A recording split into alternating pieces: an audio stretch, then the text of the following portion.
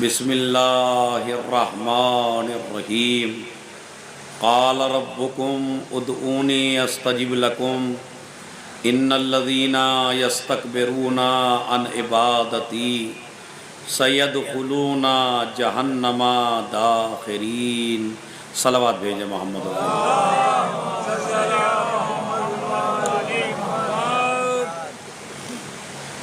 آپ سالانہ مجالس ہر سال ماشاءاللہ منعقد کرتے ہیں اور بہترین بیانات سے فیضیاب ہوتے ہیں، لیکن وہ بہترین بیان کامیاب اسی وقت ہے کہ جب مجلس میں آئیے تو مجلس سے خالی ہاتھ واپس نہ جائیے، اس لیے کہ مجلس میں دو تبرک تقسیم ہوتے ہیں۔ ایک تبرک وہ ہے کہ جو روح کی غذا ہے، ایک تبرک وہ ہے جو جسم کی غذا ہے۔ سارا زور جسم کی غذا پہ نہ لگائیے گا، بلکہ جو اصل مقصد ہے مجلس کا، جو ہدف ہے مجلس کا، جو آپ یہ سالانہ مجالس کر رہے ہیں، اس میں آپ کو وہ عیوب، وہ غلطیاں، وہ گناہ جس میں ہم مبتلا ہیں، تو اگر کوئی ایسی حدیث درمیان میں آ جائے تو حدیث بدلنے کی کوشش نہ کریے گا، اپنے کردار کو بدلنے کی کوشش کیجیے گا۔ آج کل کا یہ ماحول بن گیا ہے کہ اگر بیچارہ خطیب ممبر پہ آنے کے بعد تبلیغ کرنے لگے تو اس میں سب سے بڑا الزام یہ لگا دیا جاتا ہے یہ تو کہہ کے پڑھوایا ہے، یہ جو پڑھوایا گیا ہے یہ کہہ کے پڑھوایا گیا ہے۔ مولانا صاحب کے کان کسی نے بھر دیے پہلے ہی، اور انہوں نے بتا دیا کہ چھجو پورے میں ایسا آدمی ہے، اس کے خلاف پڑھیے گا۔ تو اب یہ بتائیے، اس کا مطلب یہ ہے کہ آدمی حق کہنا چھوڑ دے، قرآن کی آیتیں پڑھنا چھوڑ دے، حدیثیں پڑھنا چھوڑ دے، ائمہ کے اقوال بتانا چھوڑ دے؟ میں تو ایک جملہ کہتا ہوں کہ آپ ایسے بن کیوں رہے ہیں جو آیت آپ کے اوپر فٹ ہو رہی ہے؟ آپ ایسے بن کیوں رہے ہیں کہ آیت آپ کے اوپر فٹ ہو رہی ہے؟ آپ ایسے بنیے نا، اور اگر مجلس میں آنے سے پہلے آپ ایسے ہیں اور برے ہیں تو مجلس کا مقصد ہی یہ ہے کہ اگر آنے سے پہلے ہرملا تھے تو مجلس میں آنے کے بعد ہر بن جائیے۔ ایک صلوات بھیج دے محمد اور آل محمد۔ لیکن آپ تھوڑا سا سمٹ کے بیٹھیے اور میرے آگے تھوڑا آگے آئے، تشریف لائیے، صلوات پڑھے محمد اور آل محمد۔ آپ جائیے۔ آتا کہ ایک مجلس کا چونکہ میں بھی آپ کے لیے بڑی سال بھر کی تیاری کر کے آیا ہوں، تو انشاءاللہ کچھ میسیج آپ کو دینا ہے۔ ایک صلوات اور پڑھ دیں بآواز بلند۔ میرا خطاب بزرگوں سے نہیں ہے، میرا خطاب جوانوں سے ہے۔ جوان لڑکے جو یوتھ ہے وہ اس بات کو محسوس کرے کہ ہمیں اپنا کیریکٹر ایسا بنانا ہے کہ اگر مجلس میں آنے سے پہلے ہمارے اندر کچھ بیماریاں موجود ہیں تو مجلس میں بیان سننے کے بعد کوشش کرنا چاہیے اب وہ بیماری ہمارے اندر نہیں رہنا چاہیے۔ اور میری شرافت کا تقاضا یہ ہے کہ میں آپ سے نہ پوچھوں چھجو پورہ کے مومنین سے کہ یہاں چلتا کیا ہے۔ ایسے بھی آئیں گے جو آپ ہی سے پوچھیں گے یہاں کا مجمع سنتا کیا ہے، مطلب داد کس بات پہ زیادہ دیتا ہے؟ وہ مطلب ان کا یہی ہوتا ہے کہ یہاں کا مجمع اٹھتا کہاں پہ، داد کہاں پہ دیتا ہے۔ اس لیے کہ غذا اب داد بن گئی ہے، دھواں دھار مجلس ہونی چاہیے۔ اما جب دھواں ہی اٹھ گیا تو پھر بچا کیا ہے بھائی؟ دھواں دھار۔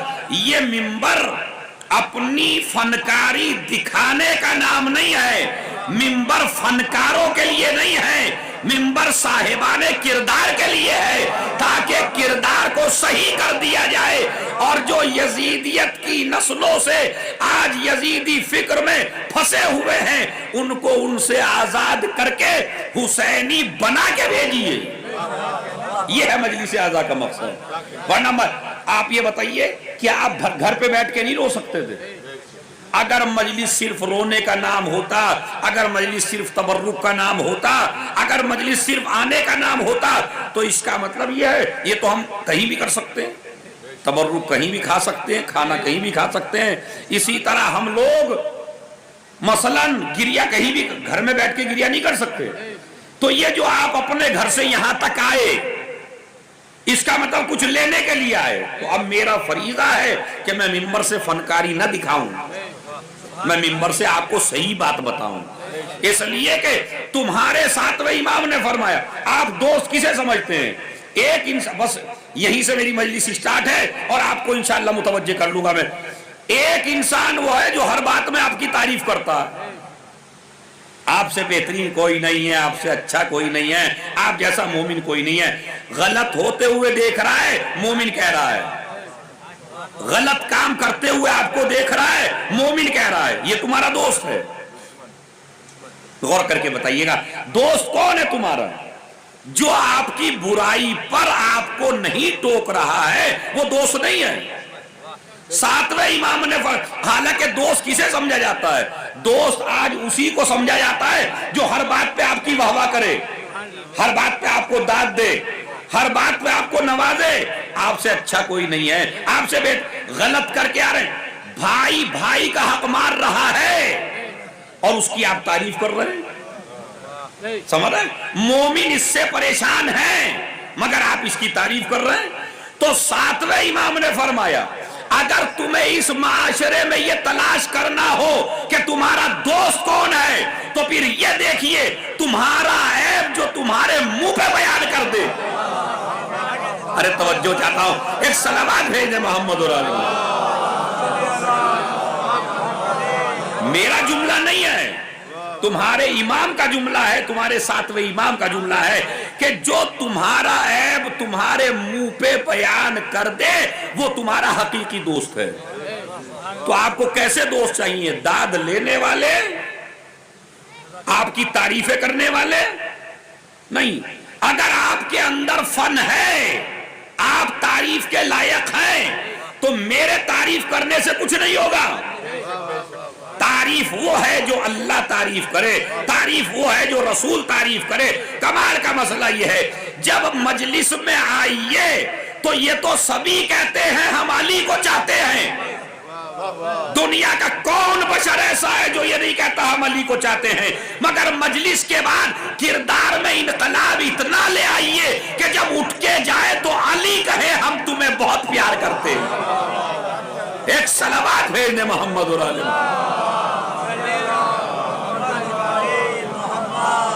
بس میں نے آپ کو جس آیت میں نے پیش کی ہے اس کا ترجمہ سنیے، بہترین موضوع ہے چونکہ مہینہ ہے شعبان کا، شعبان یعنی دعاؤں کا مہینہ۔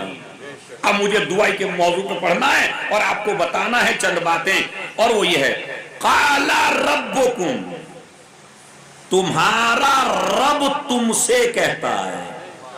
بس ماشاءاللہ میرے جوان متوجہ ہو گئے۔ دیکھیے پہلا ہی لفظ سن لیجئے، قال ربکم، تمہارا رب تم سے، یہ نہیں کہا رب کہتا ہے، کیا کہا؟ یہ قرآن کی فصاحت و بلاغت ہے، قرآن کی فصاحت و بلاغت۔ جو عربی جانتے تھے، عربی گرامر سے واقف تھے، جہاں قرآن مجید نازل ہوا، جب وہ عرب ہو کے قرآن مجید کے الفاظ کو نہ پہچان سکے تو یہ بیچارہ خبیث وسیم رضوی، اسے کیا پتا قرآن کی لطافت کیا ہے، اسے کیا پتا قرآن کی فصاحت کیا ہے؟ جس کی سمجھ میں زیر و زبر کا فرق نہ آئے، جسے اردو ٹھیک سے نہ بولنا آتا ہو، وہ والا قرآن کو کیا سمجھے گا؟ میں پہلے ہی لفظ پہ بحث کروں گا انشاءاللہ، آپ کو پتہ چلے ایک ایک لفظ کے 70 معنی ہیں قرآن مجید میں۔ قال ربکم، تمہارا، اچھا یہ بتائیے جو میں نے لفظ کا ترجمہ کیا ربکم، تمہارا رب، اس سے آپ کو لذت محسوس نہیں ہو رہی ہے؟ یہ نہیں کہا رب کہتا ہے، تمہارا، کتنی محبت ہے پروردگار کو۔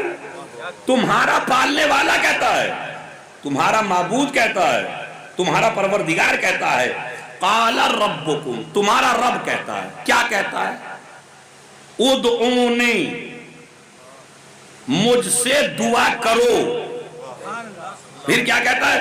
استجب لکم، میں تمہاری دعاؤں کو قبول کروں گا. پھر سن لیجئے، تمہارا رب تم سے کہتا ہے تم مجھ سے دعا کرو، میں تمہاری دعا کو قبول کروں گا. آج کے بعد اگر آپ جوگی پورا، بگھرا، حسین ٹیکری یا چھجو پورا اگر کسی کو دیکھے، کوئی کہے ارے میاں اتنی دعا کرتا ہوں اللہ میری قبول نہیں کرتا، ایک طرف تو یہ ہے جو کہتا ہے میری اللہ دعا قبول نہیں کرتا، ایک طرف اللہ کیا کہتا ہے؟ تو مجھ سے دعا کر، میں تیری دعا قبول کروں گا. جھوٹا کون ہے جو یہ کہہ رہا ہے میں دعا کرتا ہوں مگر میری دعا قبول نہیں ہوتی؟ نہیں، قرآن مجید میں اللہ کیا کہتا ہے؟ تم دعا کرو، میں تمہاری دعا کو قبول. دیکھیں کچھ لوگوں کو رونے کی عادت ہوتی ہے، بینک بیلنس بھرا ہوا ہے، زمین جائیداد ہے، فصلیں بہت اچھی ہوتی ہیں، لیکن روتا ہے بس آدمی. ارے میاں یہ ہو گیا اور فلاں ہو گیا اور یہ گھاٹا ہو گیا اور یہ نہیں مل رہا. کچھ رونے والوں کو آپ بھی جانتے ہوں گے جن کی فطرت. اچھا جب وہ رو کے جاتا ہے تو آپ کیا کہتے ہیں بیٹھ کے اس کے بعد جب وہ چلا جاتا ہے؟ ارے کمبخت کی عادت ہی ہے، ارے اتنا بینک بیلنس بھرا ہوا ہے. کیوں؟ اس لیے کہ جو اللہ کے مقابلے پہ آئے اس کو ذلت ہی ملے گی. کہتے آپ نہیں کہتے؟ تو آج کی میری مجلس کا جوانوں پیغام یہ ہے، اگر تمہارے ماں باپ میں بھی یہ عیب ہے کہ روتے ہیں تو ان کو میری مجلس سننے کے بعد میسیج دیجئے، روئیے نہیں. اچھا رو کس کے سامنے رہے؟ اپنے جیسے کے جو تمہارے نکلتے ہی کہتا ہے کمبخت کو رونے کی عادت ہے. تو کمال کا مسئلہ ہے میاں اگر آنسو ہی بہانا ہے تو اس کے سامنے بہائیے جسے رحم آ جائے. اگر اتنے آنسو آپ اللہ کے سامنے بہاتے میرے نہیں ہو رہا ہے تو قبول ہوتے یا نہ ہوتے؟ اور آپ بہا رہے میرے سامنے انتم الفقراء الی اللہ واللہ هو الغنی، تم تو سارے فقیر ہو، صرف اللہ ہے جو غنی ہے. اسی وجہ سے ہم ایرے غیرے کو غنی نہیں مانتے. اللہ غنی ہے، بس کوئی غنی نہیں ہے دنیا میں، صرف کون ہے؟ اللہ غنی ہے. قرآن کہتا ہے بھائی آپ گھبرائیے نہیں کہ میں نے کوئی لفظ ایسا کہہ دیا. انتم الفقراء، دنیا میں جتنے انسان ہیں فقیر ہیں. بادشاہ ہے وہ بھی فقیر ہے، شاہ ہے وہ بھی فقیر ہے، دولت مند ہے وہ بھی فقیر ہے. یقین نہیں آتا تو دیکھ لیجئے اکبر بادشاہ کا واقعہ ہے کہ ایک دفعہ اکبر بادشاہ کسی جنگل میں گیا تھا، پھنس گیا تھا. اس کی مدد ایک ضعیفہ نے کی تھی، واقعے میں زیادہ وقت نہیں لینا. اس کی مدد ایک بڑھیا نے کی تھی اور کہا تھا چلتے ہوئے اکبر نے جب تم پر کوئی وقت پڑ جائے تو میرے پاس آ جانا. اب اس بڑھیا پہ وقت پڑا اور وہ گئی مانگنے کے لیے. اکبر اس وقت نماز پڑھ رہا تھا، نماز میں اس نے ایسے قنوت پڑھا، بڑھیا نے مانگتے ہوئے دیکھا، بغیر کچھ لیے چلنے لگی. تلوار والوں نے کہا مل کے جائیے، جب آپ اتنی دور سے آئی ہیں تو مل کے جائیے، کچھ لے کے جائیے. کہا نہیں اب مجھے لینے کی ضرورت نہیں ہے. ارے توجہ چاہتا ہوں، اب مجھے لینے کی ضرورت نہیں ہے. کہا لینے کی ضرورت کیوں نہیں ہے؟ کہا اس لیے کہ میں تو بادشاہ سمجھ کے آئی تھی، لیکن میں نے تو یہ دیکھا یہ تو خود کسی کے دروازے کا فقیر ہے. تو اگر مجھے مانگنا ہے تو اس سے کیوں مانگوں، اس سے کیوں نہ مانگوں جس سے بادشاہ بھی مانگتے. ایک صلوات بھیج دیں محمد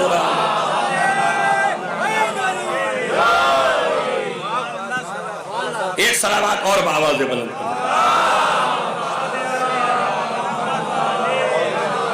دیکھیں جب میں اس فکر میں نہیں ہوں کہ مجمع کم ہے تو آپ بھی یہ نہ سوچئے مجھے جو 1 لاکھ میں پڑھنا ہے وہی 10 میں پڑھنا ہے، کیونکہ جو آ گئے ہیں انہیں تو میسیج دینا ہی ہے. قالا ربکم، تمہارا رب تم سے کہے. تو جوانوں پہلا میسیج مجلس کا یہ ہے روئیے نہیں، اپنے جیسے کے سامنے گڑ گڑائیے نہیں. اگر تم پریشان بھی ہو تو پریشانی اپنی یا علی سے بیان کرو یا حسن سے بیان کرو یا حسین سے بیان کرو. اما جس قوم کے پاس 14 دروازے ہوں اسے کیا ضرورت ہے کسی فقیر کے سامنے رونے کی؟ اور وہ بھی ہم جیسے. مولوی کے سامنے بھی نہ روئیے, ذاکر کے سامنے بھی نہ روئیے, خطیب کے سامنے بھی نہ روئیے. اگر کوئی پریشانی ہے تو جنہیں اللہ نے مشکل کشا بنایا ہے ان سے مانگیے, یا اپنے معبود سے مانگیے, اپنے پروردگار سے مانگیے. تو سب سے بڑی کمی اپنی دور کیجئے, چاہے ہم جتنا بھی پریشان رہیں گے مگر اپنے جیسوں سے.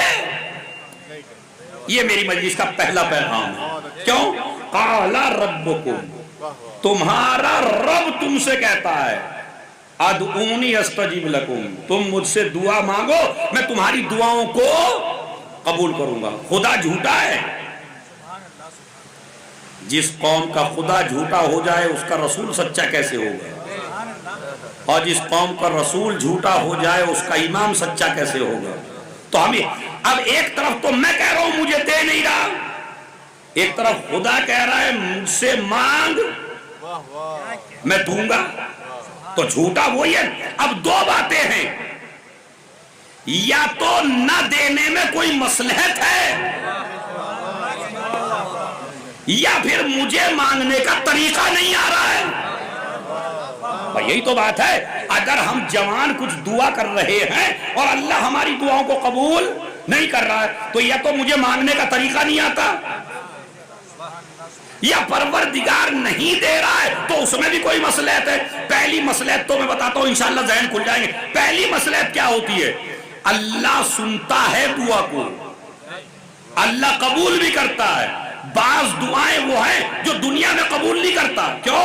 اس لیے کہ جب آدمی محشر میں پہنچے گا اور محشر میں اس کو ثواب دیا جائے گا کچھ نیکیوں کا, تو یہ کہے گا یہ نیکی تو میں نے کی نہیں, تو یہ ثواب مجھے ملا کیوں؟ تو آواز قدرت آئے گی یہ تیری وہ دعاؤں کا ثواب ہے جو تو نے مانگی تھی مگر ہم نے قبول نہیں کی تھی. تو مومن کہے گا پروردگار کاش تو میری کوئی دعا دنیا میں قبول ہی نہ کرتا. تو ایک مصلحت تو یہ ہے. دوسری مصلحت اور آپ کو بتاتا ہوں. مصلحت یہ ہوتی ہے کہ آپ کو لگ رہا ہے جو مانگ رہا ہوں میرے لیے اچھا ہے. خدا جانتا ہے اگر اسے دوں گا تو بہک جائے گا. کبھی کبھی اس لیے نہیں ملتا. میں آپ کو مثال دیتا ہوں. ماں باپ کو خدا نے رب کہا. یہ جو ماں باپ ہیں, آج کل کا جوان تھوڑی سی جاب کرنے کے بعد مقابلہ پہلے کرتا ہے اپنے باپ کا. مجلسوں میں آنے والا, نوحے سننے والا, گھنٹوں گھنٹوں نعرے لگانے والا, دن رات انجمن میں رہنے والا, وہ کہتا ہے مجھے ماں باپ نے دیا ہی کیا ہے. میں تو ایک جملہ کہتا ہوں, تجھے کچھ بھی نہیں دیا مگر تو اس فرش پہ بیٹھنے کے لائق نہ ہوتا. جملہ پوری مجلس سے سن لیجئے گا اور پھر جملے کی قیمت دیکھ لیجئے گا. اگر تمہیں اس فرش ادا کے لائق بنایا تو یہ ماں باپ کی طہارت نے بنایا ہے, آپ کی کسی چیز نے نہیں بنایا. تمہارے رب تو یہ ماں باپ رب ہے. سب سے زیادہ محبت کون کرتا ہے انسان سے؟ بولیے بھائی, ہاں ذرا زور سے بولیے. سب سے زیادہ اللہ, اللہ کے بعد ماں باپ. ماں باپ سے زیادہ دنیا میں کوئی محبت کرنے والا نہیں ہے. لیکن مجھے آپ ذرا سوچ کے بتائیے, کیا ماں باپ آپ کا ہر مطالبہ پورا کر دیتے ہیں؟ تو کیا ماں باپ سے آپ کہیں گے ماں باپ کو محبت نہیں ہے؟ ہاں غور کیجیے. ماں باپ رب کہلاتے ہیں مگر ہر مطالبہ پورا. اب اس اب 2 مہینے پہلے سردی کا موسم تھا, بچہ آئس کریم مانگ رہا ہے. بچہ آئس کریم کے لیے رو رہا ہے. 1 دفعہ رویا, 2 دفعہ رویا, 3 دفعہ رویا, 4 دفعہ رویا. آئس کریم دلائیے, مگر ماں آئس کریم نہیں دلاتی. کیوں؟ میں نے کہا تم ماں ہو یا جلاد؟ چونکہ جہاں چمچے بولنے لگے نا, ہاں یہ چمچہ بننے کی کوشش نہ کیجیے گا کہیں بھی. کیا کہا انہوں نے؟ میں نے کہا تم ماں ہو یا جلاد؟ اپنے بچے کو ایک آئس کریم نہیں کھلا سکتی؟ کہا اگر ماں ہوتی تو کھلا دیتی، رب ہوں۔ اب دیکھیں قرآن نے رب کیوں کہا؟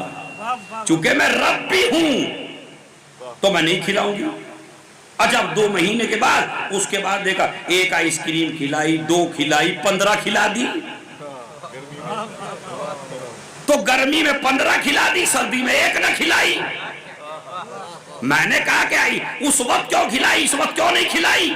کہا چونکہ رب ہوں، جانتی ہوں کب نقصان دے گی کب فائدہ دے گی۔ جب فائدہ دے گی تو دے دیا، جب نقصان دے گی تو نہیں دیا۔ تو ہر مطالبہ ماں بھی پورا نہیں کرتی، وہ تو ماں کا بھی معبود ہے۔ جب دیکھتا ہے دولت پا کے فرعون بنے گا تو نہیں دیتا، جب دیکھتا ہے دولت پا کے خدیجہ بنے گا۔ صلوات بھیج دیں محمد۔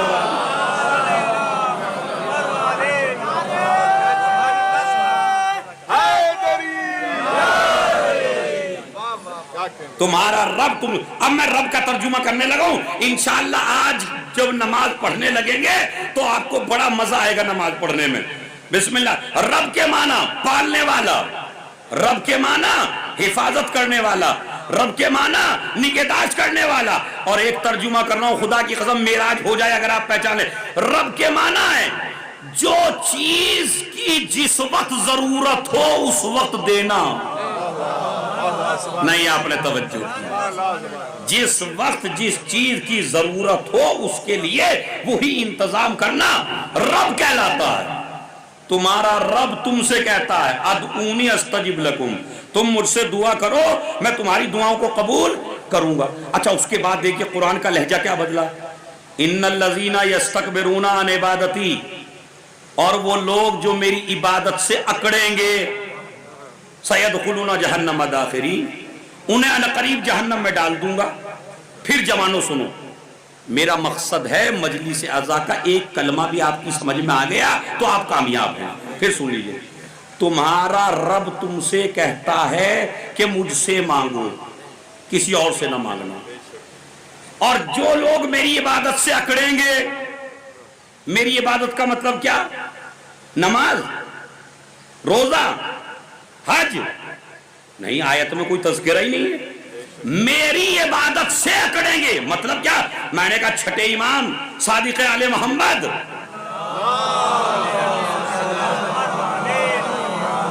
میں نے کہا اس آیت میں کیا ہو گیا کہ اللہ کہتا جو میری عبادت سے اکڑیں گے۔ چھٹے امام نے فرمایا عبادت سے مراد نہ نماز ہے، نہ روزہ ہے، نہ حج ہے، نہ زکوٰۃ ہے۔ پھر کیا؟ کا دعا۔ عبادت سے مطلب ہے دعا۔ اب ترجمہ کریے، تم مجھ سے دعا کرو میں تمہاری دعاؤں کو قبول کروں گا، اور جو لوگ مجھ سے دعا نہیں کریں گے میں انہیں جہنم میں ڈال دوں۔ اب سمجھے بندوں میں اور خدا میں کیا فرق ہے؟ آپ نے کوئی دینے والا ایسا دیکھا جو نہ مانگنے پہ ناراض ہو جائے؟ ارے بھائی یہ تو جملہ آپ تک پہنچنا چاہیے۔ کوئی دینے والا ایسا دیکھا؟ بڑے بڑے رئیس دیکھے ہوں گے، بڑے بڑے حاتم تائی دیکھے ہوں گے، بڑے بڑے بانٹنے والے دیکھے ہوں گے، لیکن ہر آدمی مانگنے پہ تو ناراض ہوتا ہے، لیکن نہ مانگنے پہ کوئی ناراض، مگر اللہ کہیں پہ ناراض ہوتا ہے؟ نہ مانگنے پر۔ اگر تم نے مجھ سے نہ مانگا، تم نے مجھ سے دعا نہیں کی، اچھا میں نے آپ کے سامنے ہاتھ پھیلایا، جب بھی ہاتھ پھیلایا، اور جب خدا کے سامنے ہاتھ پھیلایا تب بھی ہاتھ ہی پھیلایا، دونوں میں فرق کیا ہے؟ خدا کی قسم نسلوں تک جملہ یاد رہے گا، دونوں میں فرق کیا ہے؟ بندوں سے مانگا تو بھی مانگا، خدا سے مانگا تو بھی مانگا۔ کہا دونوں میں فرق یہ ہے، جب آپ نے بندے کے سامنے ہاتھ پھیلایا تو اس ہاتھ پھیلانے کا نام ذلت ہے، خدا کے سامنے ہاتھ پھیلایا تو اس کا نام عبادت۔ صلوات بھیج دیں محمد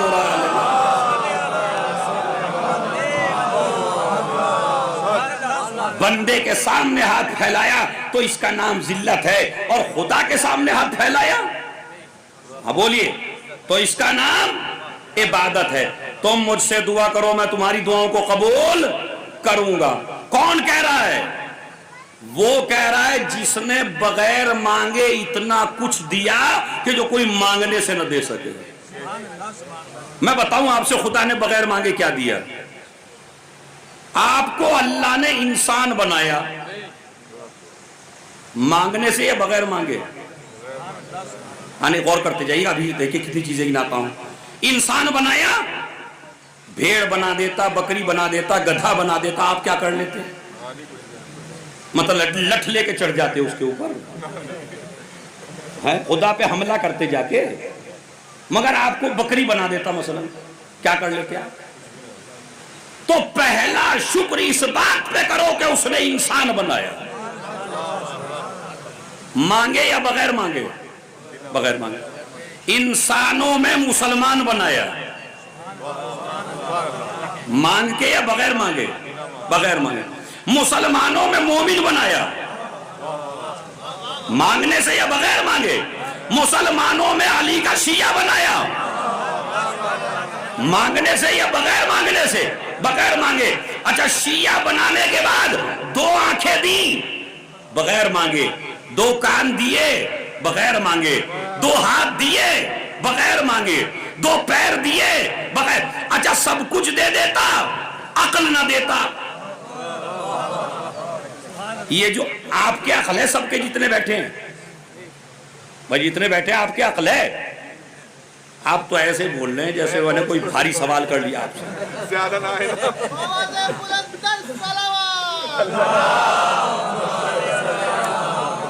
نہیں، میں جوانوں کو بات سمجھا، آپ کے عقل ہے؟ کبھی کسی نے کسی کی عقل کو دیکھا؟ نہیں دیکھا۔ سب کے ہے مگر دکھائی نہیں دیتی۔ ابھی 15 شعبان آ رہا ہے، انٹرنیٹ پر آپ جوانوں کو بہکایا جاتا ہے، بعض مسلمانوں کی طرف سے، بعض دوسرے مذہب کی طرف سے۔ ارے یہ مذہب شیعت بڑا جھوٹا مذہب ہے جو یہ کہتا ہے ہمارا 12واں امام غائب ہے، ہمارا 12واں امام غائب ہے۔ ارے ان شیعوں سے پوچھو اگر غائب ہے تو دکھائی کیوں نہیں دیتا؟ تو آپ ان سے الٹا گوگل پر اور یوٹیوب پر اور واٹس ایپ پر ایک سوال کیجئے گا، بھائی آپ عقل مند ہیں یا نہیں؟ تو وہ جواب دے گا ہاں عقل مند ہوں۔ کہا کبھی عقل دیکھی؟ ہر آدمی کے عقل موجود ہے مگر دکھائی۔ ارے جب تو جاہل کو تجھے تیری عقل نظر نہ آئے تو جو امام کلے عقل ہو اس کے بارے میں کہتا ہے یا نہیں؟ اچھا ابھی آپ سے پوچھتا ہوں، آپ کے بدن میں روح ہے؟ جتنے بیٹھے ہیں، میں تیار کر رہا ہوں آپ جیسے جوانوں کو واٹس ایپ پہ جواب دینے کے لیے، انٹرنیٹ پہ جواب دینے کے لیے۔ آج اپنے امام کے وجود کو ثابت کریے، تمہارا فریضہ۔ تم امام زمانہ کے سپاہی بنو گے تو سپاہی کی ڈیوٹی ہے نا کہ پہچانے کس کے سپاہی بننا ہے، صحیح ہے؟ ارے تمہارا امام اتنے سال ہو گیا، بوڑھا نہیں ہوا، اتنے سال سے تم عقیدہ رکھتے ہو، کیا جواب دو گے اسے جو کہتا تمہارا امام تو بوڑھا ہو جانا چاہیے، اتنے سال ہو گئے بوڑھا نہیں ہوا وہ؟ تو کہا بھائی اس کا ایک لقب ہے امام زمانہ۔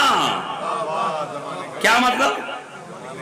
زمان، جس طرح آپ کا امام دن کا امام، رات کا امام، تمہارا امام، اسی طرح زمانے کا امام۔ بوڑھا انسان کو کون کرتا ہے؟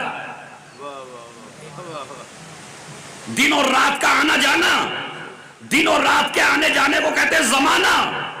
تو زمانہ انسان کو بوڑھا کرتا ہے، مگر زمانہ انہی کو تو بوڑھا کرے گا جو زمانے کی اولاد ہو، لیکن جو ہو ہی امام زمانہ،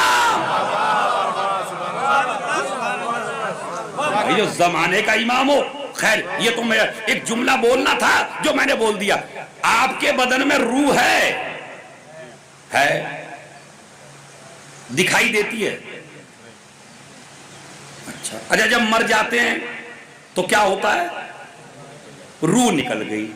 اچھا جی نکل گئی، دیکھی؟ کہا نہیں دکھائی تو نہیں دی، جب بدن میں تھی جب دکھائی نہ دی، جب بدن سے نکل گئی مفتی سے پوچھئے، مولوی سے پوچھئے، ملا سے پوچھئے، حافظ قرآن سے پوچھئے، آپ کو دکھائی دی؟ کہا دکھائی نہیں دیتی۔ میں نے کہا آپ کو کیسے پتا چلا کہ ہے؟ کہا پتہ ایسے چلا، ہاتھوں کا چلنا دلیل ہے کہ ہے، پیروں کا چلنا دلیل ہے کہ ہے، جسم کے ہر حصے کا کام کرنا دلیل ہے کہ ہے۔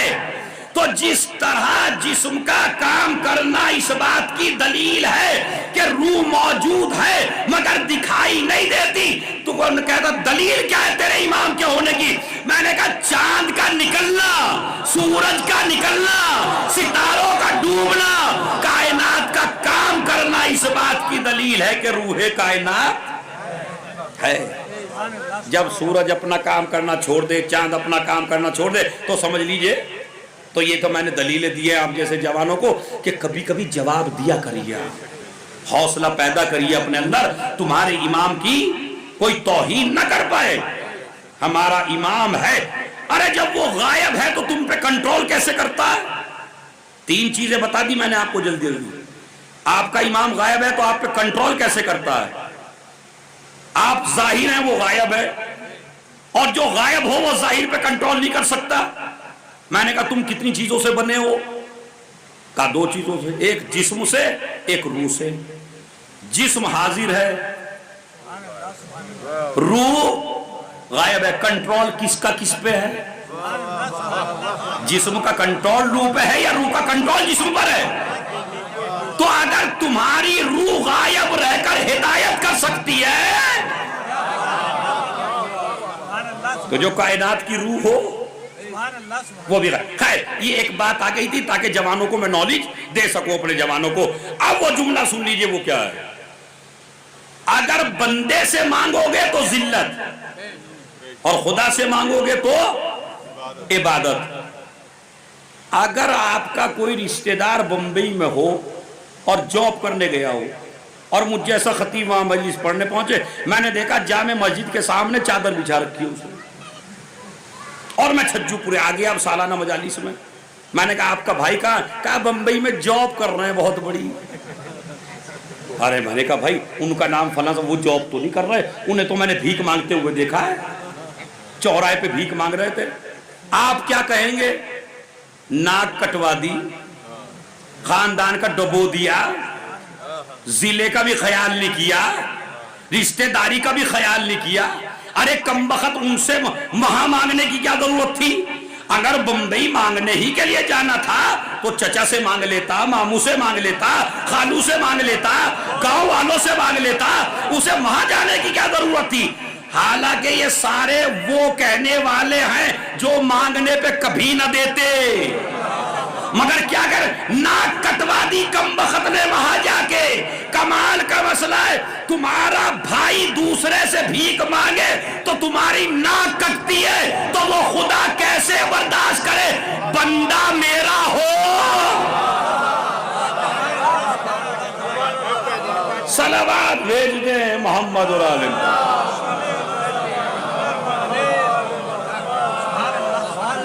بندہ میرا ہو اور دوسرے کے سامنے بھیک مانگے۔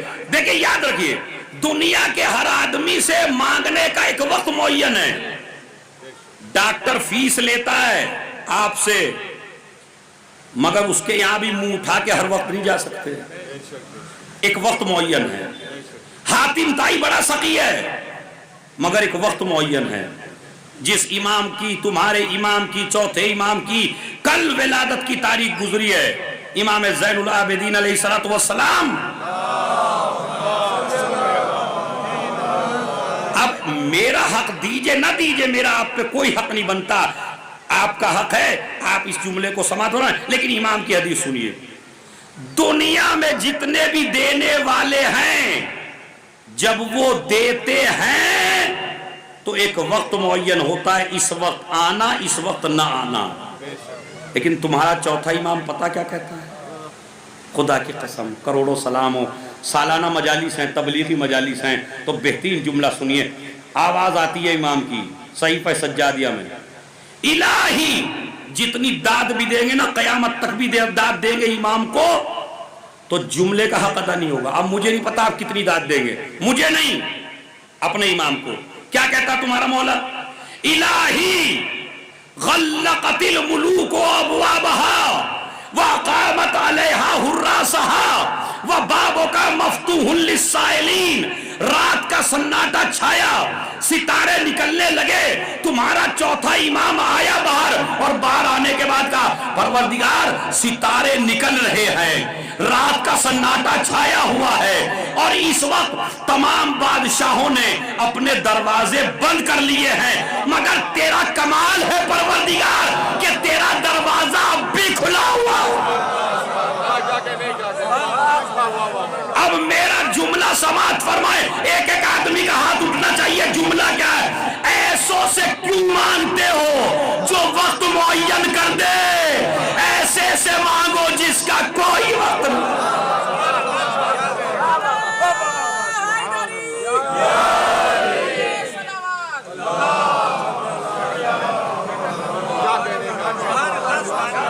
انشاءاللہ آج اپنے اس مجلس میں اپنے جوانوں کے ذہن میں یہ بات پیدا کر دوں گا کہ کسی سے نہیں مانگے گئی. بھوکے مر جائیے, کسی سے نہ مانگیے. عزت نفس نہ بیچیے, نہیں مانگیے. مزدوری کر لیجئے. مزدوری کرنا اتنا ہی ثواب ہے جتنا نماز پڑھنا ثواب ہے.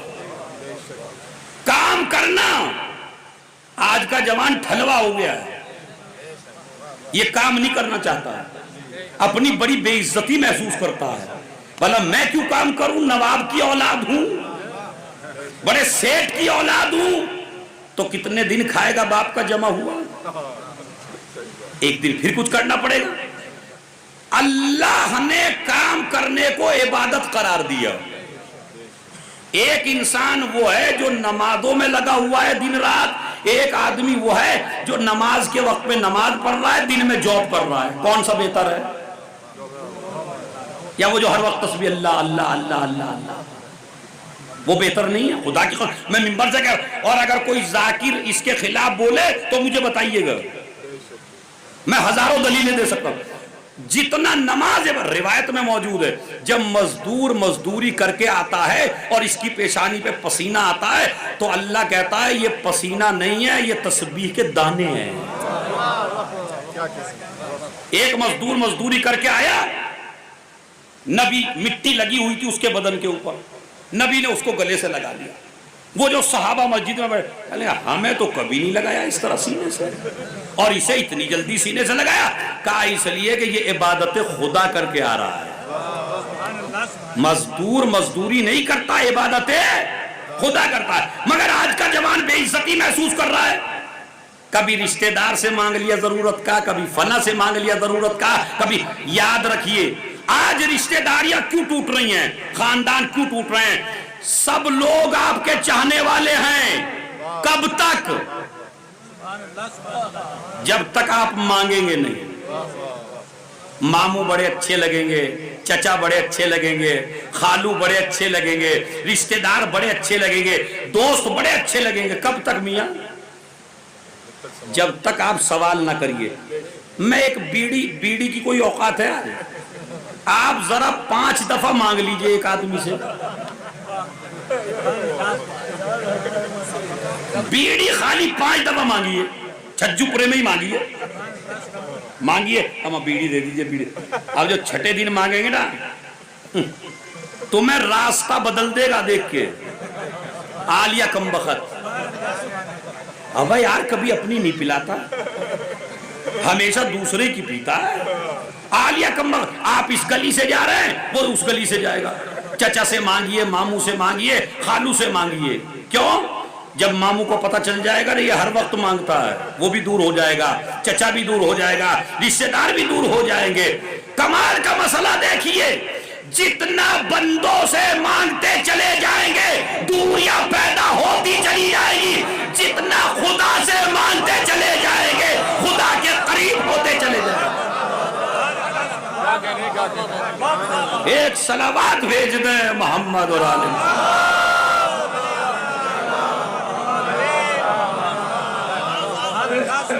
جتنا بندوں سے مانگتے چلے جائیں گے دوریاں پیدا ہوتی چلی جائیں گی، جتنا خدا سے مانگتے چلے جائیں گے اتنا ہی خدا کے قریب ہوتے چلے جائیں گے۔ تو لہذا بندوں سے نہیں مانگنا ہے، کام کرنا ہے، کام کو غلط نہ سمجھنا، کام کو عیب نہ سمجھنا۔ لو چھجو پورا والو، پتہ نہیں ممبر سے میرے ذہن میں بات کیوں آ گئی، تو اس جملے کو برداشت کیجئے گا۔ ایک ایک آدمی سے توجہ چاہتا ہوں، کام کرنا عیب نہیں ہے، کام کرنے میں کوئی عیب نہیں ہے، مزدوری کرنے میں کوئی عیب نہیں ہے۔ آج سمجھ میں آیا علی کی مزدوری کا فلسفہ؟ نہیں بھائی، ایک ایک آدمی آج سمجھ میں آیا علی کی مزدوری۔ مولا امیر المومنین ہو، سورج کو پلٹانے والے ہو، دیوار کو سونا بنا دیتے ہو، پوری کائنات اشاروں میں ہے، یہ یہودی کے باغ میں آپ کو پانی دینے کی ضرورت کیا ہے؟ کہا تمام شیعوں کو پیغام دینا چاہتا ہوں، بھیک مانگنا عیب ہے، مزدوری کرنا ہے۔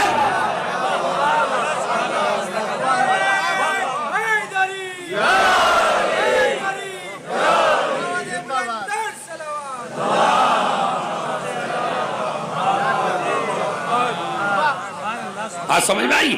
مولا نے کیا فرمایا؟ بھیک مانگنا عیب ہے، مزدوری کرنا عیب۔ اور اگر میری ماں بہنیں مجلس سن رہی ہوں میری اور ان تک آواز جا رہی ہو، یہ فیشن نہ بنائیے اپنی بیٹیوں کا کہ کام نہیں کرتی،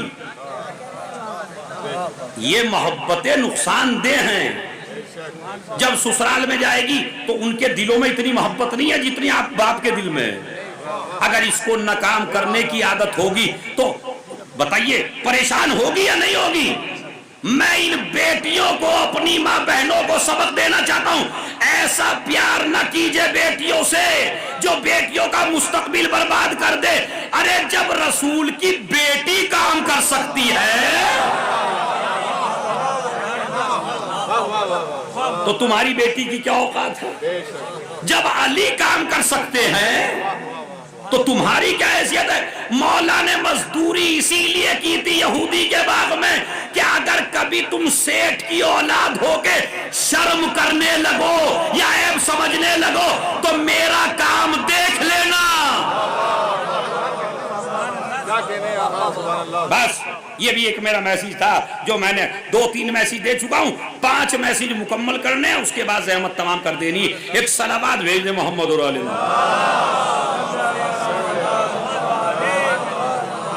اگر اچھی سی پڑھیں تو بہت اچھی بات بتاؤں،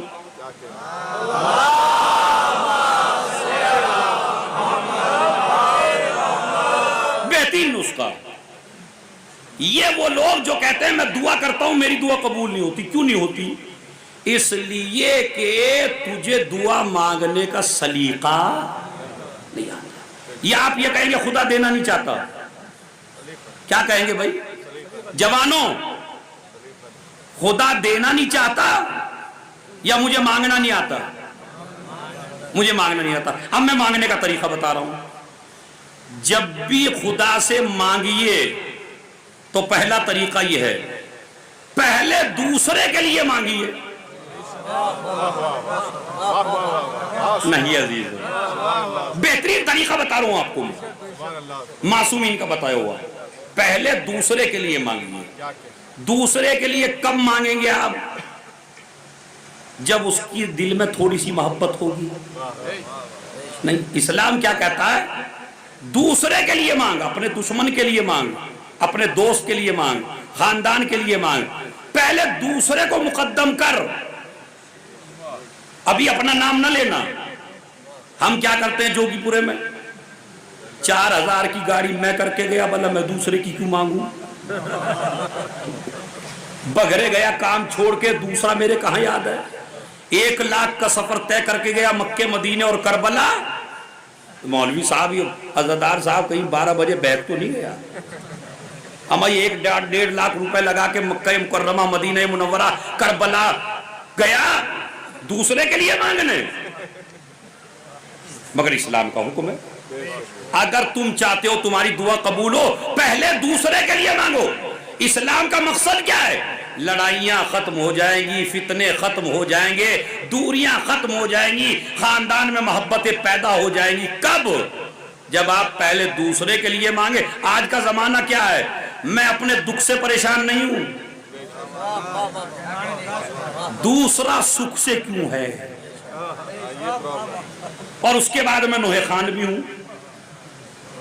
دوسرے کا چین مجھ سے نہیں دیکھا جاتا، میں نوحے خان بھی ہوں، میں انجمن میں بھی ہوں، میں ذاکر بھی ہوں، میں خطیب بھی ہوں، میں مولائی بھی ہوں، میں نعرے بھی لگاتا ہوں۔ یاد رکھیے، ان تمام چیزوں سے علی والے نہیں بنو گے۔ علی والے کا کمال یہ ہے جو دوسرے کے سکھ سے پریشان نہ ہو۔ جلنا چھوڑیے بھائیوں، یہ مجلس کا پیغام ہے۔ جوانوں جلیے نہیں کسی سے بھی، جلنے سے تمہارا ہی نقصان ہونے والا ہے۔ اس لیے کہ جو دینے والا ہے نا وہ رشوت پہ بکتا نہیں ہے۔ مثلا اگر اللہ نے مجھے علم دے دیا، آپ جل رہے، کیا ہوگا جلنے سے؟ خدا میرا علم لے لے گا۔ اللہ مجھے روزی بہت دے رہا ہے، آپ جل رہے ہیں، آپ کیا کر لیں گے میرے جل کے؟ روزی اللہ نے رکھی نہیں بندوں کے ہاتھ میں، پتہ نہیں روز مروا دیتا دوسروں کو۔ مثلا اگر پھنیڑی والوں کے ہاتھ میں چھجو پورا والوں کی رکھ دیتا کہ پھنیڑی والوں کے ہاتھ میں ہے چھجو پورا والوں کی روٹی، تمہیں جینے دیتے؟ وہ جہاں جس سے لڑائی ہوئی اسی کی روٹی بند کرو، مر جاتے آپ۔ ایک ملک کی دوسرے ملک میں رکھ دیتا، مرتے نہ مرتے۔ اللہ کا کمال یہ ہے کہ اس نے روزی کا اختیار بندوں کے ہاتھ میں نہیں رکھا، اپنے ہاتھ میں رکھا، خدا کے ہاتھ میں ہے۔ دو چیزوں کے بارے میں کبھی ڈریے نہیں، ایک عزت کے بارے میں اور ایک روٹی کے بارے میں۔ عزت بھی اللہ نے اپنے ہاتھ میں رکھی، روٹی اور رزق بھی اللہ نے اپنے ہاتھ میں رکھا، ورنہ دربار یزید ہے، سجاد نیچے بیٹھے، یزید اوپر بیٹھا ہے، یزید سمجھ رہا ہے عزت دار میں ہوں۔ امام سجاد نے صحیح سجادیہ میں فرمایا، الہی ان رفعتنی فمن ذا الذی یضعنی وان وضعتنی فمن ذا الذی یرفعنی۔ اے پالنے والے، جسے تو ذلیل کر دے اسے کوئی عزت دار نہیں بنا سکتا، اور جسے تو عزت دار بنا دے اسے کوئی ذلیل نہیں کر سکتا۔ اور اب دیجے گا داد، دیکھتا ہوں کتنا دیں گے۔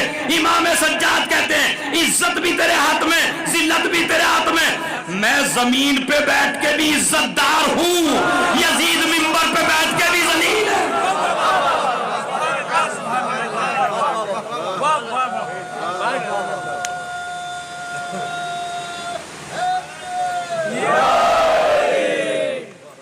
ایک صلوات اور پڑھ دیں بآواز بلند۔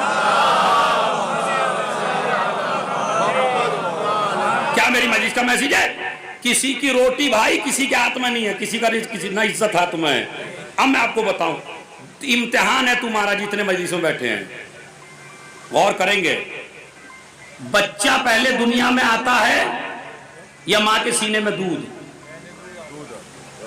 سائنس کیا کہتی ہے؟ آپ کا تجربہ کیا ہے؟ پہلے دودھ بعد میں بچہ۔ پروردگار قانون الٹتا کیوں نہیں ہے؟ پہلے بچہ بعد میں دودھ نہیں، پہلے دودھ کو پیدا کیا بعد میں بچے کو، تاکہ تمہیں سمجھا سکے تیری روزی میں نے تجھ سے پہلے بیچی ہے، لہذا روزی کی وجہ سے عقیدہ نہ بیچنا۔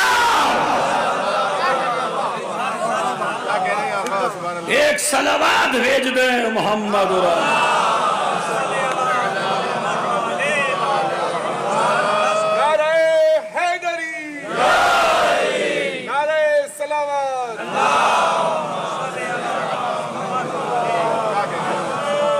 اسی لیے جب بچہ پیدا ہوتا ہے تو شریعت نے مستحب کیا قرار دیا؟ دیکھیں جتنے مولوی میری مجلس سن رہے ہیں، ہو سکتا ہے کوئی بیچارہ پریشان ہو جائے میرے جملے سے۔ مولوی پریشان ہوں گے آپ نے، کیسے؟ جب بچہ پیدا ہوتا ہے تو سب سے پہلا مستحب کیا ہے؟ داہنے کان میں اذان. بولیے بھائی، مجلس اسی کا تو نام ہے تاکہ آپ کچھ سمجھ لیں. داہنے کان میں اذان، بائیں کان میں اقامت. کون دے؟ کون دے؟ اسلام کا حکم ہے پہلی آواز اذان کی جانی چاہیے، اقامت کی جانی چاہیے. ہم انتظار کر رہے ہیں مولوی صاحب کا. مولوی صاحب ملنے والے نہیں ہیں ایک دن سے پہلے. بچہ پڑھا ہے بے اذان کے، کسی کتاب میں نہیں ہے مولوی سے اذان دلوائیے. اب وہ یہ کہیں گے میاں 500 روپے اگر ملی جاتے تھے تم نے وہ بھی ستیہ ناش کر. ایک صلوات بھیج دے.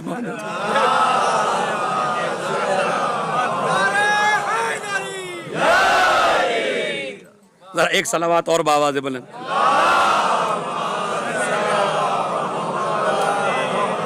کہ یہ مولوی صاحب ہمارے بڑے دشمن ہو رہے ہیں. ایک تو کم بخت کبھی دیتے نہیں، اور جو بچے کے معاملے میں دے. میں 500 دینے کا مخالف نہیں ہوں، آپ 1000 دیجئے. اپنے عالم دین کی عزت کیجئے، تمہارا پیش نماز ہے اس کو دیجئے. مگر یہ انتظار نہ، اگر وہ وقت پہ مل رہا ہے تو دلوائیے اذان، لیکن اگر نہیں آئے تو انتظار نہ کیجئے. اسلام کہتا ہے پہلی آواز جانی چاہیے بچے کے کان میں، اللہ اکبر. میری آواز جا رہی ہے آپ کی خدمت میں؟ پہلے کہیے اللہ اکبر، تاکہ جوان شادی سے پہلے بچہ پیدا کرنے کی بعد میں سوچے، اذان پہلے یاد کرے. آج ایسے ایسے جوان ہیں، علی والے، مولا والے، اہل بیت والے، جنہیں اذان ہی نہیں آتی. پتہ نہیں کتنے ایسے ہیں جنہیں اذان نہیں آتی. بچے کے کان میں باپ اذان کہے، کہلوائیے بچے کے کان میں باپ سے اذان کہیے. میں نے کہا پروردگار اس بچے کی سمجھ میں تو کچھ نہیں آتا، تو اذان کیوں کہلوا رہا ہے؟ کہا اذان کہنا تیرا کام ہے، اذان کا سمجھانا میرا کام ہے. اذان اور اقامت کہیے. ایک مستحب اور ہے جسے آپ نہیں جانتے. مستحب ہے سب سے پہلے اپنے بچے کو خاک کربلا چٹائیے. وہ جو سجدہ رکھی رہتی ہے نا، اس میں سے ہلکا سا لیے، شہد میں ملائیے، بچے کو چٹا دیجئے. مستحب ہے. جس طرح اذان کہنا مستحب ہے، اسی طرح یہ چٹانا مستحب ہے. پروردگار اذان کیوں کہیں، خاک شفا کیوں چٹائیں؟ کا فلسفہ سمجھ. اذان کان میں اس لیے کہنا، اس لیے کہ بڑی چھوٹی سی دنیا میں تھا، اب بڑے بڑی دنیا میں آ گیا. جب اللہ اکبر کہے گا تو کہے گا اقتدار بڑا نہیں ہے، اللہ بڑا ہے. سلطنت بڑی نہیں ہے، اللہ بڑا ہے. لوگ بڑے نہیں ہیں، اللہ بڑا ہے. یہ دنیا بڑی نہیں ہے، اللہ بڑا ہے. خاک شفا اس لیے چٹاؤ، اللہ اکبر اس لیے کہو، غیر خدا کے سامنے جھکنے نہ پائے. خاک شفا اس لیے چٹاؤ، کسی یزید کی بیعت کرنے نہ پائے.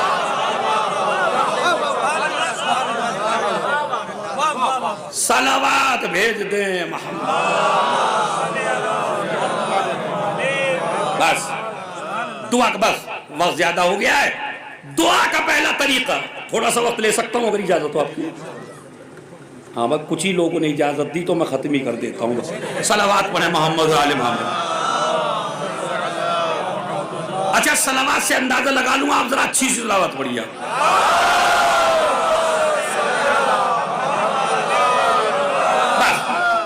طریقہ تو مکمل کر ہی دوں، حالانکہ موضوع بڑا اچھا ہے جس پہ آپ کو کافی تبلیغ ہوگی انشاءاللہ. کیا وہ سنیے. تو دعا کا پہلا طریقہ کہ مثلا آپ مجلس میں آئے تو مجلس میں آنے کا بھی طریقہ بتا دیتا ہوں میں. مجلس میں آئیے تو بیل کی طرح منہ اٹھا کے نہ آئیے، جیسے کسی فنکشن میں جا رہے ہیں، جیسے کسی دعوت ولیمہ میں جا رہے ہیں. نہیں، مجلس عبادت ہے، عبادت میں نیت کی ضرورت ہے. آپ کو آج تک مجلسی میں آنا نہیں آتا، سب سے پہلے نیت کر دیے مجلس میں جاتا ہوں قربتاً اللہ، نہ انجمن کو راضی کرنے کے لیے جا رہا ہوں، نہ چھجو پورے کے مومنین کو راضی کرنے کے لیے جا رہا ہوں، نہ کمیٹی کی خوشی کے لیے جا رہا ہوں. میں مجلس میں جا رہا ہوں اللہ کو راضی کرنے کے لیے. خالی یہ نیت نہ کی، اس کے بعد صلوات پڑھتے ہوئے آئیے، صلوات پڑھتے ہوئے جائیے، اکیلے نہ آئیے، نیت کریے پروردگار اس مجلس میں جا رہا ہوں اپنی مرحومہ ماں کی طرف سے، اپنے مرحوم باپ کی طرف سے، اپنے مرحوم ماموں کی طرف سے، تاکہ جب ثواب بٹنے لگے تو نہ ماں محروم رہے نہ باپ۔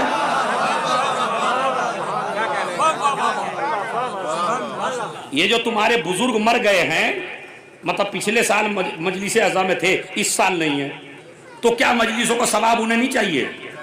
چاہیے۔ تو آپ نیت کریے، تمام مردوں کی طرف سے جا رہا ہوں، زندوں کی طرف سے جا رہا ہوں، سنت قربتاً، اس لیے کہ ثواب دینے والا کوئی بادشاہ نہیں ہے، ثواب دینے والا خدا ہے، جس میں کوئی کمی۔ تو پہلے دوسرے کے لیے مانگیے، دعا کا طریقہ سن لیجئے، پہلے دوسرے کے لیے، بعد میں، ہاں بھائی کس طرح؟ بعد میں اپنے لیے۔ میں آپ سے پوچھنا چاہتا ہوں، اگر کمبل 100 ہوں، سردی کا زمانہ ہو، 100 کمبل ہوں، لینے والے 1000 ہوں، تو آپ دوسرے کو بڑھائیں گے یا خود بڑھیں گے؟ خود بڑھیں گے۔ کیوں بڑھیں گے؟ اس لیے کہ کمبل کم ہے۔ لیکن اگر کمبل لا تعداد ہو اور مانگنے والے محدود ہوں، تو اب عقل کیا کہتی ہے؟ ارے بھائی لائن میں لگ کے کیا کریں گے، کمبل اتنے زیادہ ہیں کہ مانگنے والے ختم ہو سکتے ہیں مگر کمبل ختم نہیں ہو سکتے۔ تو عقل کیا کہتی ہے؟ اب دوسرے کو آگے بڑھائیے۔ اب اللہ نے پتا کیوں کہا؟ جب دعا مانگ تو پہلے دوسرے کے لیے مانگ۔ کیوں؟ اس لیے کہ میرا خزانہ محدود نہیں ہے، مانگنے والے کم ہیں، میں ایسا دینے والا ہوں جو سب کو دیتا ہوں۔ چلیے بات تمام ہو گئی۔ جناب زہرا جب دعا کرتی تھی تو پتہ کیسے کرتی تھی؟ فلاں مدینے والوں کو بچہ مل جائے، فلاں مدینے والوں کو اولاد مل جائے، فلاں فلاں فلاں فلاں، لین لگا دیتی تھی۔ امام حسن نے پوچھا اماں ہمارے لیے نہیں مانگا؟ اور مانگا بھی تو سب سے بعد میں۔ کہا بیٹا حسن الجار ثم الدار، پہلے پڑوسی بعد میں اپنا گھر۔ اور بیٹا حسن جب یہ لسٹ پہنچتی ہے خدا کے سامنے اور خدا دیکھتا ہے میرے بندے نے فلاں کے لیے مانگا، فلاں کے لیے مانگا، فلاں کے لیے مانگا، اپنے لیے بعد میں مانگا، اللہ کہتا ہے سب کو دوں گا لیکن لسٹ الٹ دے۔ مطلب کیا؟ کہا پہلے اس کی دعا قبول کر جس نے اپنا نام آخر میں رکھا ہے۔ کہا کیوں؟ ارے جملہ بڑا قیمتی ہے۔ اللہ کہتا ہے جب یہ بندہ ہو کر بندے پہ اتنا مہربان ہے تو مجھے خدا ہو کر اس پہ کتنا۔ بس مجلس تمام ہو گئی۔ پہلے دعا کا طریقہ بولیے بھائی، کس طرح آج سے کس طرح دعا مانگیں گے؟ پہلے دوسروں کے لیے بعد میں اپنے لیے۔ اچھا، لیکن اگر گناہوں کی معافی مانگنی ہو تو الٹا ہو جائے گا، پہلے اپنے لیے بعد میں دوسروں کے لیے۔ کیوں؟ آج دنیا میں فساد اسی لیے برپا ہو رہا ہے کہ میں اپنے کو اچھا سمجھتا ہوں دوسرے کو برا۔ اسلام کہتا ہے پہلے اپنے کو برا سمجھ پھر تجھے دوسرے خود بخود۔ اب پڑھیے، آپ مل کے پڑھیے، بسم اللہ الرحمن الرحیم، ربنا اغفر لی، پڑھیے، ربنا اغفر لی ولوالدی وللمؤمنین یوم یقوم پالنے والے مجھے معاف کر دے، میرے ماں باپ کو معاف کر دے، بعد میں کہا مومنین کو معاف کر دے۔ یعنی کیا مطلب؟ پہلے اپنے کو غلط سمجھ، پھر اپنے رشتہ داروں کو سمجھ، بعد میں دوسروں کو۔ بس یہ دعا کا طریقہ یاد رکھیے گا، یہ معصومین کا بس۔ اگر آپ چاہتے ہیں اللہ تمہاری دعا کبھی رد نہ کرے تو پہلا دعا کا طریقہ یہ ہے، پہلے دوسرے کے لیے مانگیے، بعد میں اپنے لیے مانگیے۔ جب گناہوں کی معافی مانگنا ہو تو پہلے اپنے لیے مانگیے، بعد میں دوسروں کے لیے۔ مجلس تمام ہو گئی، ماشاءاللہ آپ نے بہت اچھا سنا۔ پھر جو اور ایک مسئلہ، میں اتنی دعائیں کرتا ہوں، بگھرے جاتا ہوں، دعا قبول نہیں ہوتی، جوگی پورے جاتا ہوں، دعا قبول نہیں ہوتی، کربلا تک چلا گیا، دعا قبول نہیں ہوتی۔ تو اس کا مطلب ہے اس کے دینے میں کمی نہیں ہے، تجھے مانگنے کا طریقہ نہیں آتا ہے۔ کیا نہیں آتا؟ سب سے پہلا طریقہ یہ ہے کہ اگر تو چاہتا ہے تیری دعا قبول ہو تو حلال کمائی کھانا، حرام نہ کھانا۔ دعا کرنا کمال نہیں ہے۔ دیکھیں یہ دعا، جب جناب آدم چلنے لگے آسمان سے زمین کی طرف، شیطان کہنے لگا پروردگار تیرے بندوں کو بہکاؤں گا۔ کہاں کہاں سے بہکائے گا؟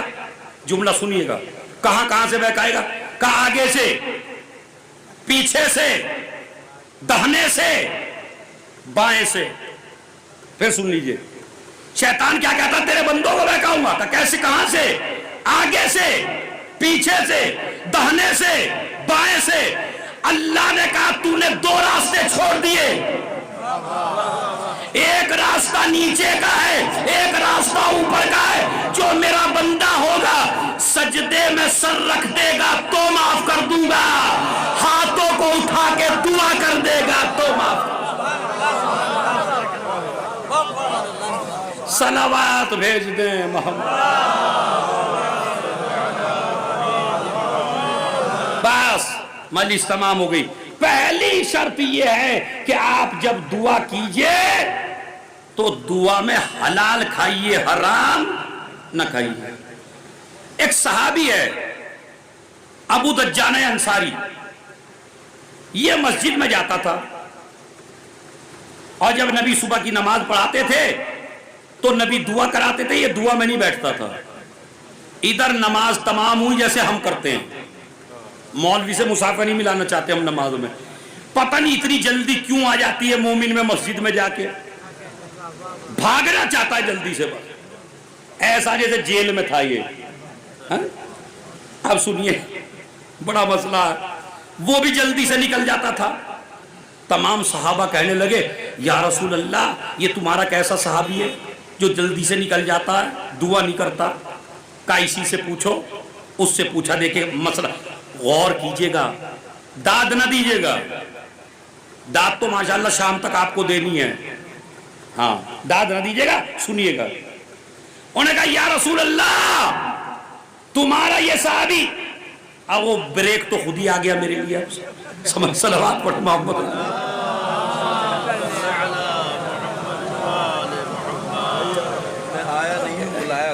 صلوات پڑھے محمد علیہ محمد۔ خیر مجھے بریک خود ہی لگ گیا، چونکہ شعبان کا مہینہ، مصائب لمبے نہیں پڑھنا ہے، خالی 2 منٹ کا مصائب ہے۔ ابو دجانہ انصاری، دجانہ بڑا صحابی ہے، کتنا عظیم صحابی ہے۔ جب جنگ احد ہو رہی تھی تو ابو دجانہ انصاری کی تلوار ٹوٹ گئی، آیا نبی کی خدمت میں، یا نبی اللہ میری تلوار ٹوٹ گئی ہے، انتظام فرمائیں۔ نبی نے کھجور کی لکڑی اٹھائی اور اسے دے دی۔ اگر چھجو پورے کا مومن ہوتا تو کیا کہتا؟ یا رسول اللہ مروانے کا ارادہ ہے، یہی کہہ دیجئے نا کہ گلا کٹوا لوں جا کے، ہیں؟ ارے ماں دشمن تلوار لیے ہوئے۔ ایک مرتبہ نبی نے کھجور کی لکڑی اٹھائی اور کہا جاؤ ابو دجانہ اس سے جنگ کرو، اگر ہم ہوتے تو نہ جاتے، مگر ابو دجانہ نے کہا یہ نہ دیکھو نبی نے کیا دیا ہے، یہ دیکھو کن ہاتھوں سے ملا ہے، یہ نہ دیکھے کیا۔ اب جو ابو دجانہ انصاری نے تلوار چلائی اور یہ کھجور کی لکڑی چلائی تو وہ تلواریں بھی وہ کام نہیں کر سکتی جو کھجور کی لکڑی نے کیا، دشمن کٹ کٹ کے گرنے لگے۔ اسی وقت علی کی تلوار ٹوٹ گئی، وہ بھی مولا کے رسول کے پاس آئے، تلوار دے دیجئے، تلوار دے دیجئے۔ ایک دفعہ کہا، 2 دفعہ کہا، 3 دفعہ کہا۔ کسی صحابی نے کہا کہ جب ابو دجانہ کی ٹوٹی تو جلدی سے دے دی لکڑی، علی کی بھی تلوار ٹوٹی، انتظام کر دیجئے۔ کہا اس کا انتظام میں نہیں کروں گا، اس کا انتظام میں نہیں کر۔ ابھی رسول بیٹھے ہی تھے، جبرائیل آئے، لا فتح الا علی لا سیف الا ذو الفقار۔ نبی نے کہا جب میرے صحابی کی تلوار ٹوٹی تو میں نے انتظام کیا، جب اس کے سپاہی کی تلوار ٹوٹی تو وہ انتظام۔ بس دیکھیں داد تو میں نے آپ سے لے لی، اب مسئلہ سمجھ لیجئے جو سخت ہے۔ اتنا بڑا صحابی جس کے لیے نبی نے انتظام کیا لڑنے کا. مگر جب مسجد میں جاتا ہے تو مسجد میں جانے کے بعد نبی کے ساتھ دعا نہیں کرتا, فوراً نکل آتا. صحابہ نے کہا یا نبی اللہ یہ دعا نہیں کرتا آپ کے پیچھے, جلدی نکل آتا. ابو دجانہ آئے, نبی نے فرمایا آپ دعا کر کے کیوں نہیں جاتے صبح کی نماز میں؟ سنیے اولاد کی تربیت کیسے کی جاتی ہے, اولاد کو پروان کیسے چڑھایا جاتا ہے. اگر تربیت میں غلطی ہوگی تو یہ تعویذوں سے ٹھیک ہونے والی نہیں ہے. آپ کہتے ہیں نا بچہ بہت بگڑ گیا مولوی صاحب تعویذ کر دیجئے. بگڑی ہوئی اولادیں تربیت سے ٹھیک ہوتی ہیں, تعویذوں سے ٹھیک نہیں ہوتی. اب سنیے, تم دعا کیوں نہیں؟ یا نبی اللہ میرے پڑوس میں ایک گھر ہے, اس گھر میں کھجور کا درخت ہے, صبح میں تازہ تازہ کھجور کچھ اس درخت سے میرے گھر میں گر جاتے ہیں, میرے بچے صبح ہی بیدار ہوتے, وہ ان کھجوروں کو اٹھا کر ایک دفعہ میرے بچے نے ایک کھجور تازہ اٹھا کے کھا لیا زمین سے. میں نے اس کے منہ میں انگلیاں ڈالی اور وہ کھجور نکال دیا اور میں نے کہا بیٹا تمہاری اتڑیاں بگڑ جائیں یہ منظور ہے, لیکن تمہارے پیٹ میں مال حرام چلا جائے مجھے یہ منظور نہیں ہے. قے کرا دی, قے کرا دی. اور جب قے کرا دی یا رسول اللہ تب سے میں نے اپنی زندگی کا معمول بنا لیا, نماز صبح پڑھتے ہی فوراً نکلتا ہوں, وہ کھجور اپنے گھر سے اٹھاتا ہوں, اس کے مالک تک پہنچاتا ہوں تاکہ میرے بچوں کے پیٹ میں مال حرام نہ جائے. مال حرام جانے کا نقصان کیا ہوتا ہے؟ کبھی قرآن کے خلاف بولتا ہے, کبھی اہل بیت کے خلاف.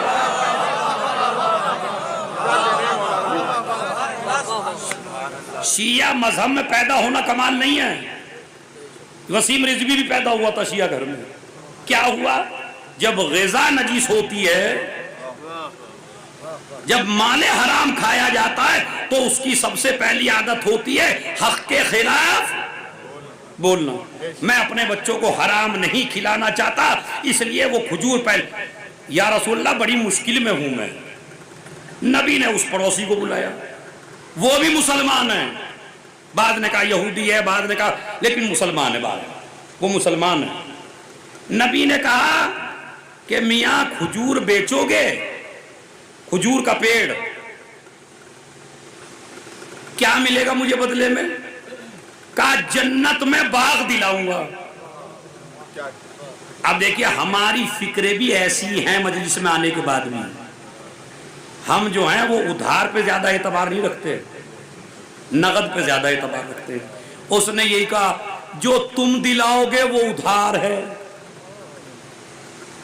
جو میں دے رہا ہوں وہ نقد ہے. عمر سعد نے کیا کہا تھا امام حسین سے؟ یزید دنیا دے رہا ہے نقد, تم جنت دو گے ادھار. تو اس کا مطلب ہے مجلس میں آنے کے بعد بھی کبھی کبھی انسان یزیدی فکر کا ہوتا ہے. جب آدمی شریعت کے احکام پر عمل نہ کرنا چاہے تو رسول اللہ نے کہا باغ دلا دوں گا کہیں جنت میں. کہنے لگے یہ سودا مجھے منظور نہیں ہے. نبی نے فرمایا اچھا ایسا ہے فلاں جگہ پر میرا باغ ہے, اس میں 10 پیڑ ہیں, میں تجھے اس پیڑ کے بدلے میں وہ 10 پیڑ دیتا ہوں, جلدی سے تیار ہو گیا. کہنے لگے ہاں یا رسول اللہ یہ اچھا سودا ہے, مجھے وہ باغ دے دیجئے, یہ کھجور لے لیجئے. اب جو سودا کر کے گھر پہنچا تو بیگم نے پوچھا کیا ہوا؟ ارے میاں بڑا فائدہ ہوا, تم تو سوچ بھی نہیں سکتی, آج تمہارا سرتاج کتنا بڑا سودا کر کے آیا. کیا کر کے آیا ایسا؟ کہنے لگا ایک پیڑ کے مقابلے 10 ملے, اور کمال یہ ہے پیڑ اب بھی گھر ہی میں ہے. یہ جو پیڑ ہے صبح ہی اٹھیں گے, سارے کھجور چگ لیا کریں گے, اٹھا لیا کریں گے. جیسے ہی نبی نے نیت کو دیکھا تو اب جو صبح کو اٹھا کیا دیکھتا ہے, درخت اس کے گھر میں نہیں ہے. فَتَحَوَّلَتِ الشَّجَرَةُ إِلَىٰ بَيْتِ أَبِي دَجَّانَ, یہ پورا درخت مڑ چکا ہے کہ جا چکا ہے. ابو دجانہ کے گھر میں، بس قال ربکم ادعونی استجب لکم ان الذین یستکبرون عن عبادتی سیدخلون جہنم داخرین۔ اور وہ جملہ جو میں نے پڑھا ہے اسے آخر میں پھر پڑھ دیتا ہوں، الہی غلقت الملوک ابوابها واقامت علیہا حراسها وبابک مفتوح للسائلین۔ پروردگار سارے دروازے بند کر لیے گئے ہیں مگر تیرا دروازہ اب بھی کھلا ہوا۔ بس اس مجلس کا جو پیغام تھے میں نے دے دیے، اور وہ یہ ہے کہ حلال کمائی کھلائیے۔ صدقے کے کھجور کوفے کے بازار میں اہل بیت اطہار پہ پھینکے گئے، جس پہ زینب نے کہا نحن اہل البیت، ہم اہل بیت ہیں، ان الصدقۃ علینا حرام، صدقہ ہم پر حرام۔ میں آپ سے پوچھنا چاہتا ہوں جوان، شہزادی مصیبت میں تو ہر چیز جائز ہو جاتی ہے، ہر چیز جائز ہو جاتی ہے، اور آپ ہی پہ تو حرام ہے، یہ جو اور آپ کے ساتھ میں ان پہ حرام نہیں ہے۔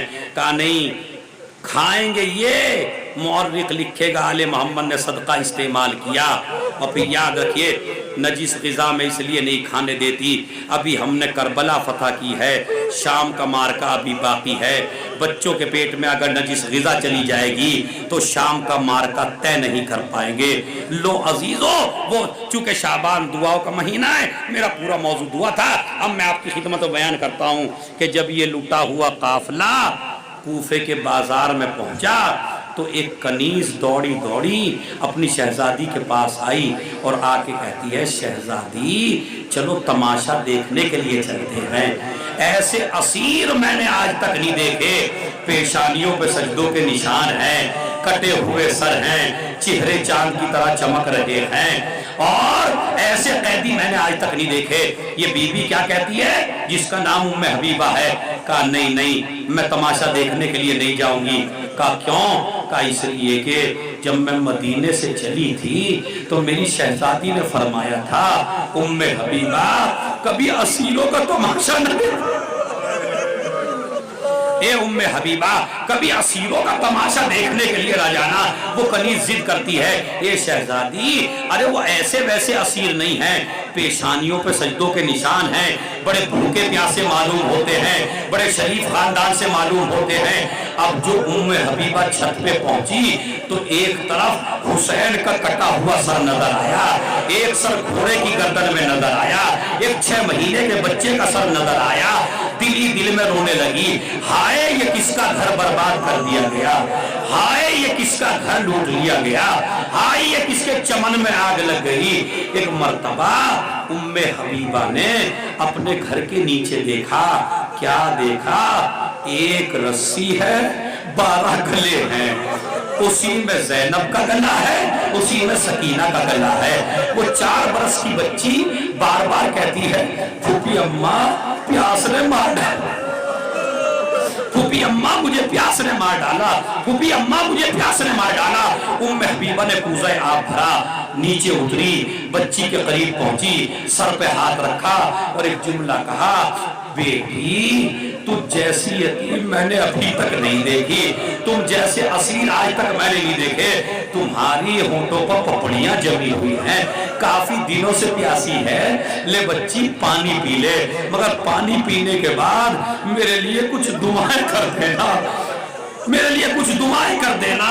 ام حبیبہ نے کہا، زینب نے سنا، سن کے پشت پہ ہاتھ رکھا سکینہ کی، سکینہ دعا بعد میں، دعا پانی بعد میں پینا، پہلے اس کے لیے دعا کرو۔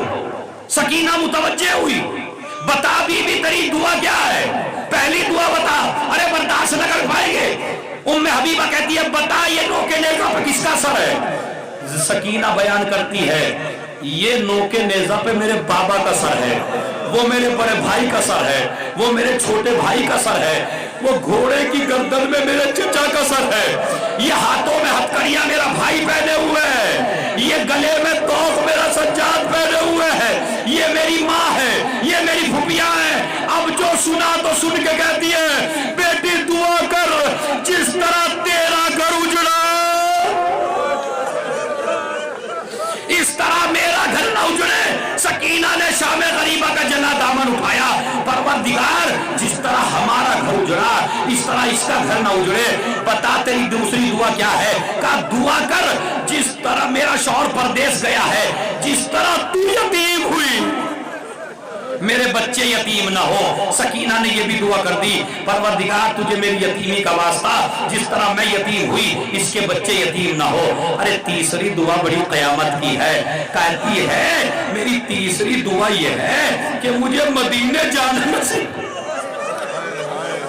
مجھے مدینے جانا نصیب ہو۔ مدینے کا نام سنا سکینہ چپ ہو گئی۔ زینب بولی بی بی کون سا مدینہ؟ کہا رسول خدا کا مدینہ۔ کہا رسول خدا کے مدینے میں کس جگہ جانا چاہتی ہے؟ کہا محلہ بنی ہاشم میں جانا چاہتی ہوں۔ کہا محلہ بنی ہاشم میں تیرا کون رہتا ہے؟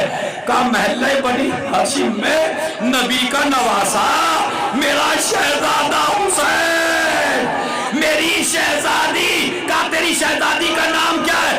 کہا اس مجمع میں اپنی شہزادی کا نام نہیں بتا سکتی لیکن چپکے سے بتاتی ہوں، ارے میری شہزادی کا نام زینب ہے۔ ایک مرتبہ زینب نے سنا، سن کے کہا بی بی اگر تیری شہزادی تیرے سامنے آ جائے تو کیا اپنی شہزادی کو پہچان لے گی؟ کہا بھلا کیسی باتیں کرتی ہو، بازار اور میری شہزادی، جس کے عباس جیسا بھائی ہو، جس کے حسین جیسا بھائی ہو، بھلا میری شہزادی بازاروں میں کیوں آنے لگی؟ ایک مرتبہ زینب نے بالوں کو ہٹایا، اے ام حبیبہ، ارے میں زینب یقین نہ آیا، سر حسین کو دیکھا، بھیا میری گواہی دے دو۔